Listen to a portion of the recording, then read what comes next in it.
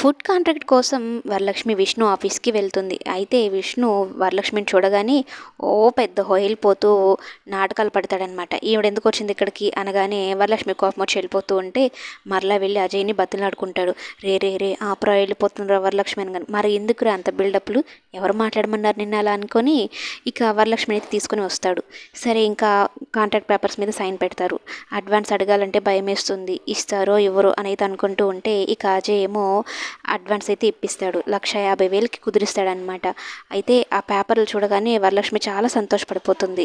1,50,000 వెన్నెల fee కట్టడానికి సరిపోతాయి అని అయితే అనుకుంటూ చాలా సంతోషపడుతూ థ్యాంక్స్ అజయ్ గారు అంటే చెప్పాల్సింది నాకు కాదు విష్ణుకి చెప్పు అంటే విష్ణు వరలక్ష్మి చెయ్యి పట్టుకొని అస్సలు వదలడు.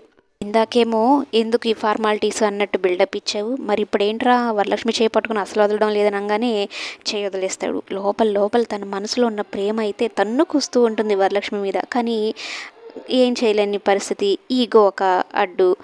ఇక మొత్తానికైతే వరలక్ష్మిని అలాగ చూస్తూ చెయ్యి అయితే వదిలేసి కామ్గా అయిపోతాడు. ఇంకా వరలక్ష్మి కూడా ఆ మనీ తీసుకుని వచ్చి ఫీజు అయితే కట్టేసి అడ్మిషన్ కన్ఫర్మ్ చేస్తుంది.